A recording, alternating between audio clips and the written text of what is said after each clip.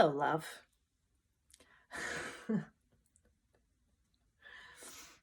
Get used to seeing me a little bit more often because, yeah, I got lots of stuff I want to share. This won't take long, I promise. Okay. Um, right? That's coming from a Libra. So, hey. Yeah, let's see how long this goes. Anyway, time isn't a thing as it is. So, let's get to the point of this message. This is for those of you, for you who resonates as a light worker or starseed, here to do the ascension work for Momma Gaia. And when I talk about Momma Gaia work or Mother Earth work, this isn't just about going out into a forest and meditating. Momma Gaia is a sentient being. She is a sentient planet. There's a divine matrix, a crystalline grid that surrounds her, that encompasses her. And this is where we do a lot of the light work, the channeling of the light codes, okay, through this crystalline grid. This is what I'm coming to understand now. I have tapped into these energies before, but this is one heck of a journey, let me tell you. And every time that I haven't been doing it consistently, and I have not been doing it on the regular, but I have been obviously called to do it whenever I have been called to do it, and this is what I have experienced. Okay, so I have messages of spiritual support that I want to share with you if you are someone who resonates with this. If you feel like you are here to do this kind of work, okay? And again, I'm talking specifically here about the energetic work. This is different from any form of environmentalism. This is something completely different. We're talking about Momma Gaia as a sentient being, a very empathic, actually, sentient being, but that's a topic for another time that I will get into, in terms of how she can actually be a very, the phrase role model doesn't even encompass it, like a guiding force in understanding what true empowered empathy is. But that's for another time. So I'm going to start by basically saying that she came through with a very specific message that she would like for me to share with you.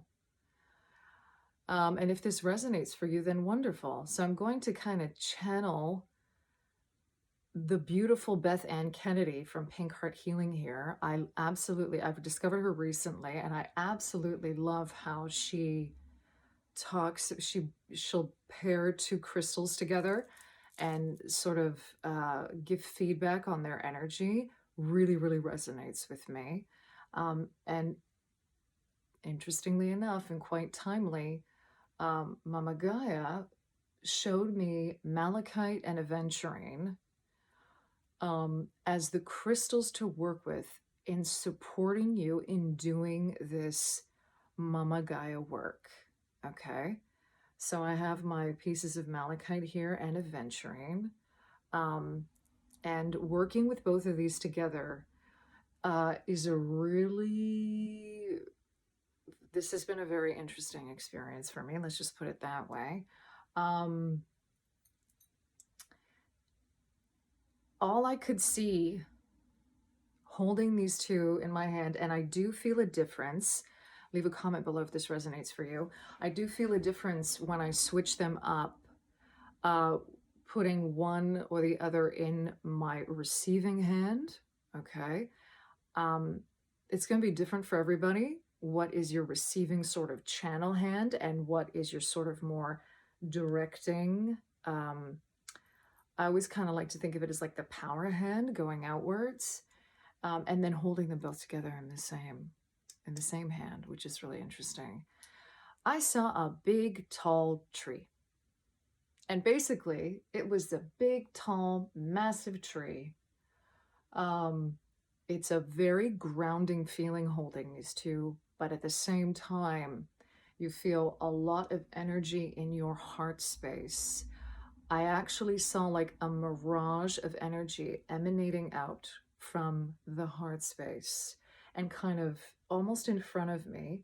And that once I switched them as well with the aventurine in my receiving hand. So with the malachite in my receiving hand, I really got a lot of energy of grounding, the a feeling like a tree rooted into place, but at the same time reaching up into the sky, feeling as though nothing can sway you here. So this is really this is a very powerful feeling for really helping to ground light code energies when you're working with Momma Gaia and her crystalline grid. Okay, and the other with the aventurine in my receiving hand, what I got was literally seeing this sort of mirage of energy as our pillar of light, anchoring the light into Momma Gaia, into her crystalline core. Okay, so try it out. If that resonates for you, amazing. Okay, if you've worked with this before, please leave a comment below. Let's share this because it's really important right now, that we are here to discuss these things and share with one another what our experiences are, because sharing is caring, babes. Sharing is caring. And I'm going to finish off by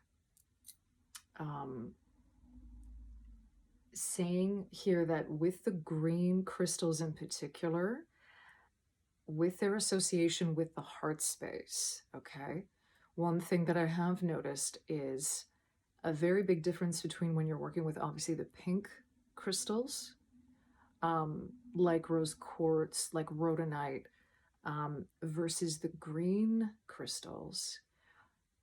The green crystals around the heart space tend to be much more almost empowering in their energy. I really don't know how else to describe it. I just want to add this at the end here, because I find that they can be very transformative to the heart space. They can be very kind of almost fueling to the heart space, whereas the pink crystals tend to be very soothing. They tend to be more divine feminine in their sort of energies. They tend to be more nurturing.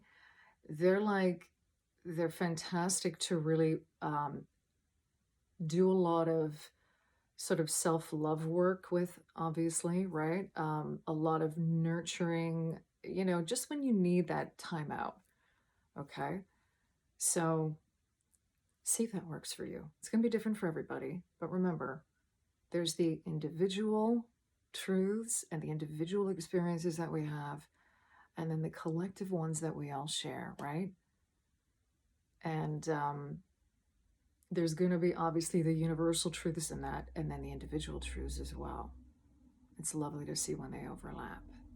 Thank you so much for being here, and I'm sending you so much love wherever you are.